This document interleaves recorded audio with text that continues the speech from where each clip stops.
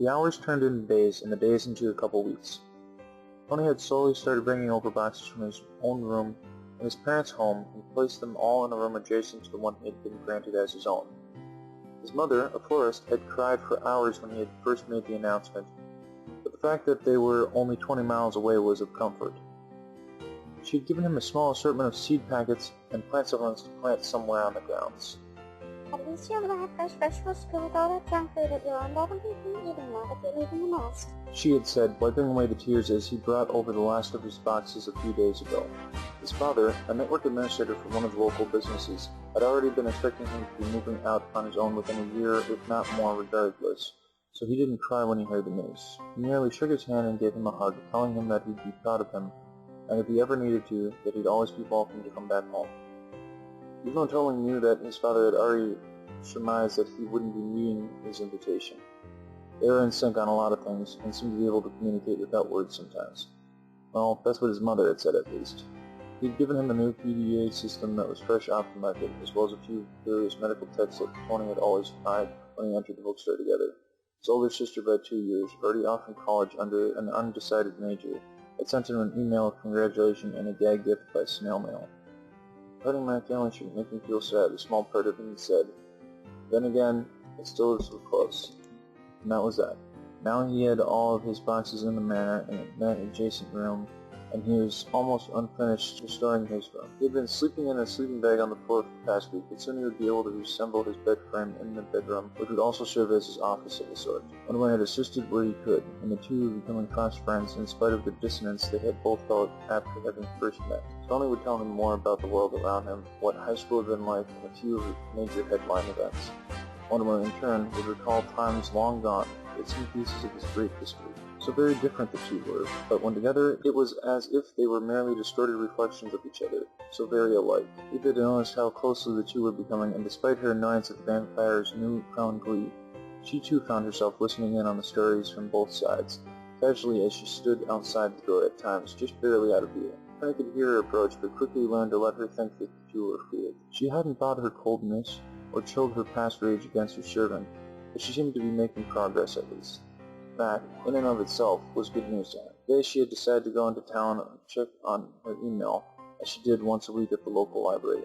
The manor itself was close enough to the copper lines to hook up internet access, but until she was willing to pay to have the cable company tear up the grounds installing lines for the building itself, she'd have to stick with satellite access. Unfortunately today, the clouds hung in the sky dark and gray, like a tarp thrown hastily across the sky by an unseen hand, putting out for as far as one could see. It had rained earlier that morning, but despite tapering off and eventually ceasing, the clouds still hung there, drifting ever so slowly. The signal couldn't pierce their indifferent surfaces, but thankfully for Eve, the library was hooked up to broadband and wouldn't be affected. In addition, it was still well within their regular school hours, so there wouldn't be so many people trying to use computer terminals or trying to watch over her shoulder rudely while they waited. So, she had left the two alone in the manor to finish hammering the new door frames to their foundation and other remaining tasks. Right now, a white tarp covered the entire floor, and both doors, now resting on their hinges, and the windows wide open. The frame of the doors and the window were covered in blue tape, as was the light switch, light fixture, and outlets. Thankfully, it was still bright outside, so they hadn't needed a bulb in the fixture while they worked, even now. Above them, the ceiling was almost dry, but Tony still wore his mask around his mouth. Mortimer didn't need one since he couldn't be affected by the fumes, another one of his unusual traits.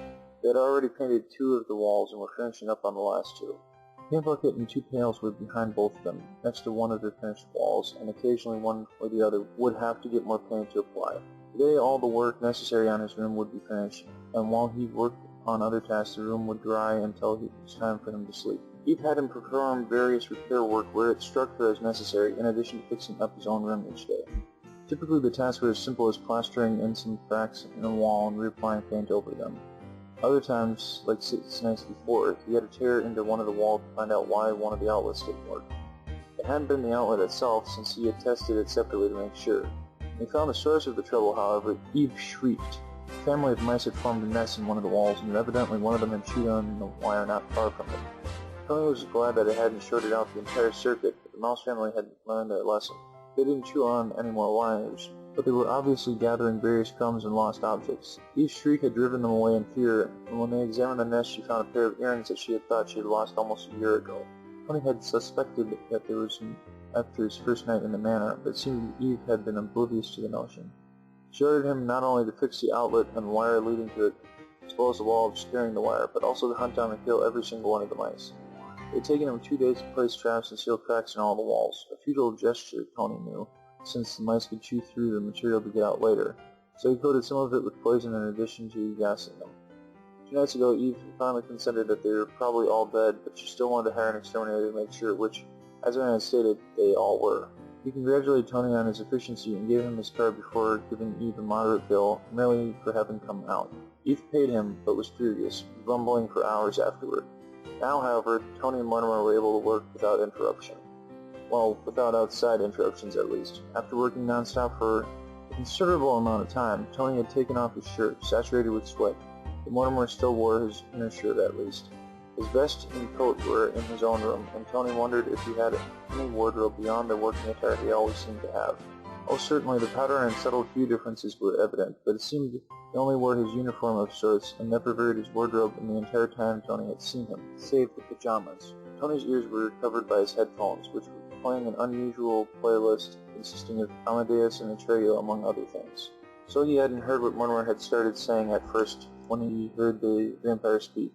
He hummed a little noise to ask him to repeat as he took off the headphones, but all he heard was, "Tony? I think..." Mortimer's voice trailed off as he turned to see Tony's glistening back. That and the inky marring on his skin. A tattoo that he recognized immediately. Tony turned around, his headphones around his neck now. He could barely hear the music now that they were off his ears. "What'd you say?" he asked as he rotated a half-turn and looked at Mortimer. "Hey, you look a little spacey there. You okay?" "Where did you get that?" Tony looked around, first at his music player and finally over his shoulder at his tattoo. "Get what?" "Oh, this tattoo? Awesome, isn't it? I worked for a circus in the summer for 2 years in high school. One year, one of the magicians and I were talking after a show about our aspirations and dreams and whatnot. I let slip that I wanted to get a tattoo, but wasn't sure what I wanted." Tony shrugged as if that were it, and he could tell Mortimer wanted more information for some inexplicable reason. He started to move his paint roller up and down on the wall again while he faced away from him and continued talking. "So you showed me some of his old books one day and told me to pick one. I chose this one because I liked how it looked, and he told me it was a protection word back in his homeland. Like a good luck charm or something." He stood now with his roller vertical, dry and out of paint. He faced Mortimer again. "I figured I wouldn't insult his culture by telling him it was just a cool design and got to put on later that day. I mean, he was a stage magician basically, a really good one, but I knew that he knew that magic isn't real." As he refilled his roller, he looked up briefly and started to speak again. "Do you like the design? Because I've done a bit of tattoo art for friends before, and if you want, "It's not that. I recognized it. Hence the question." Mortimer interrupted. Tony kept the roller in the pail as he stood up, intrigued at the interjection, and curious to hear why it sparked interest in the vampire. He turned and stood looking at him. "When I was a young lad, before I became what I am, my homeland was filled with that word. I've seen it work before, and it's not a luck charm. It prevents magical forces from touching you. It literally nullifies all magic that comes in contact with you."